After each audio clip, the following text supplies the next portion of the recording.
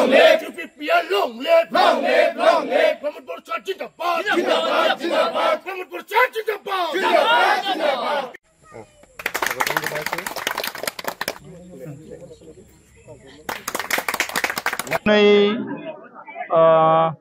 नैबे औबारि गामिनि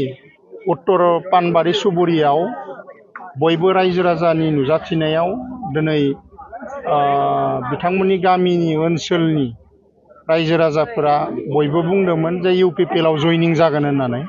आरो बेबायदि हिसाबै बिथांमोना लिंहरनाय हिसाबै जोङो फैदों आरो फैनाय लेखा बिथांमोना दिनै नैबे उत्तर पानबारि सुबुरियाव 100निबो बांसिन सुबुंफोरा बेवहाय जयनिं जादों। प्रमद सारनि जि नीति आदर्श आरो प्रमद सारनि जिफोर सरकार सालायनाय बे सालायनायखौ मोजां मोननानै दिनै जयनिं जादों आरो बेवहाय स्पष्ट बुंनो हायो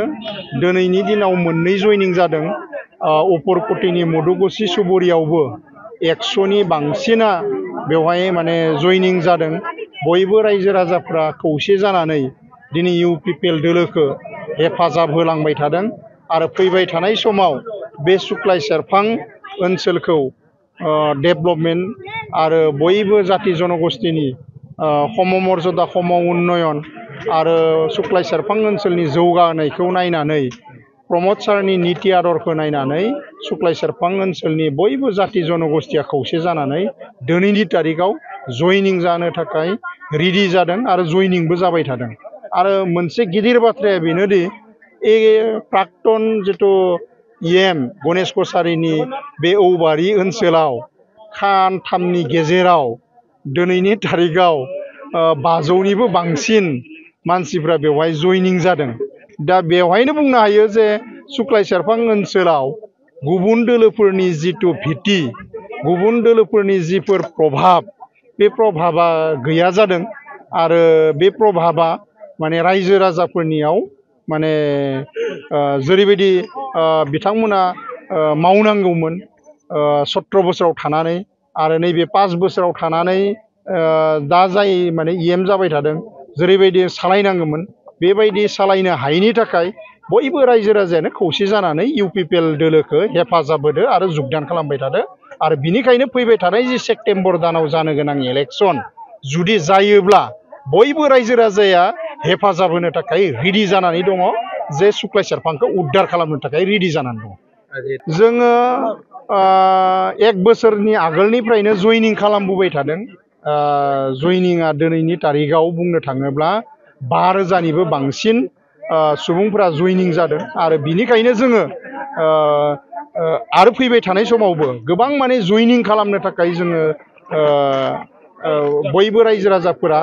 लिंहरगासिनो दङ। बेबायदि हिसाबै जोङो गोबां माने इउपिपिएलनि दोलोनि खामानि थासेयाव थानायनि थाखाय बेबायदि जयनिं खालामनो हायाखै। लासै लासै जों खालामनो थाखाय रेडि जादों आरो उनफोराव नोंथांमोना नुगोन जे जोंनि जयनिंआ माबायदि रोखोमनि जायो आरो माबायदि रायजोफ्रा जोंखौ हेफाजाब होयो बेखौ नोंथांमोना नुलांबाय थागोन। बिजेपिनि बागा नेताफोर जयन जानो नोंथांजों जगाजग जादों नामा? बेबायदियैनो जागासिनो दङ माने फैगासिनो दङ आरो बिजेपिनियाबो जा बा माने बिपिएफनियानो जा बेबायदि गिदिर गिदिर जि दैदेनगिरिफोर बिथांमोना कन्टेक्टआव दङ आरो कन्टेक्टआव थानायनि थाखायनो दिनै जयनिं जाबाय थादों आरो बिनि आगोलावबो जयनिं जादों आरो जिफोर माने दायो माने बिपिएफनि सुक्लाय सेरफांनि जिफोर पार्टिनि स्ट्रेटेजि बेखौ जोङो नुयोब्ला रायजोफोरा बुंनायखौ नुयोब्ला आरो जों नुबायबो थादों आरो बेवहाय नुदों जे बिथांमोननि जि प्लान आरो पलिसि आरो बिथांमोननि जि भिटि बे भिटिखौ मोजां रोखोमै नुवाखै। मानो होनबा पार्टियाव जेरैबायदि स्ट्राक्चार थानांगौ बेबायदिखौ जों नुनो मोनाखै आरो बिनिखायनो इउपिपिएल दोलोआ बुथनिफ्राय लानानै जिखिनि block level district level central level जेरैबायदि खामानि मावदों बे खामानि मावनायाव जों मोनफ्रोमबो स्तरावनो जेरैबायदि मानसि नांगौ जेरैबायदि दैदेनगिरि नांगौ बेबायदियाव मजबुत जानानै दङ। ओंखायनो सुक्लाय सेरफाङाव फैबाय थानाय समाव बयबो आइ आफानि हेफाजाबाव बयबो जाति जनगोष्ठीनि हेफाजाबाव सुक्लाय सेरफाङा देरहागोना रोखा। नमस्कार। আজি আমাৰ শুক্লাই চেৰফাং সমষ্টিৰ অন্তৰ্গত আজি আমি ঔবাৰী দক্ষিণ ঔবাৰী মানে সুবাত আজি আমাৰ ইউপিপিএল দলৰ যে যোগদান কাৰ্যসূচী আছিলে আৰু এই যোগদান কাৰ্যসূচীত আমাৰ প্ৰায় 400 মানুহ ইয়াতে আমাৰ পৰিয়ালে আমাৰ ইয়াতে আজি যোগদান কৰিলে আৰু এই যোগদানে আমি আগন্তুক দিনত যেটো 2025 চনৰ যেটো পৰিষদীয় নিৰ্বাচন হ'বলৈ গৈ আছে এই সমষ্টিটোত আমি আজি যে গণেশ কছাৰীৰ গাতে লাগি থকা এটা চবৰিত আমি তেখেতৰ যেটো জনপ্ৰিয়তা তেখেতৰ যেটো নেকি কৰ্ম সেই কৰ্মৰ যিখিনি মানুহ আজিৰ তাৰিখত আমাৰ লগত মানে যোগদান দিলে এইটো কথাই তেওঁক মানে আমি ক'ব লাগিব যে আজি গণেশ কছাৰীৰ হৈ বয়ে থকা যিখিনি নেতাকৰ্মী আজি তেখেতৰ লগত যে নাই তাৰ এই চবৰিৰ পৰা আমি তেখেতক মানে কথাটো ক'ব বিচাৰিছো কাৰণ যিখিনি তেওঁ আজি যোগদান কাৰ্যসূচী লৈ আছে তেখেতৰ আগৰ পুৰণা কৰ্মী আৰু তেখেতৰ যে মানে হৈ বয়ে থাকে সেইখিনি নেতাই যে আজি তেখেতৰ মানে তেওঁৰ প্ৰতি আস্থা নাই আজি তেওঁৰ যিখিনি মানে তেওঁৰ লগত ঘূৰি আছে তেখেতসকলৰ লগত মানে আজি হয়তো তেওঁৰ লগত সংগবংগ বিভিন্ন ধৰণৰ আমি নেতাবিলাক দেখা পাইছো কিন্তু তেখেতৰ যিখিনি নেকি দলীয় নেতা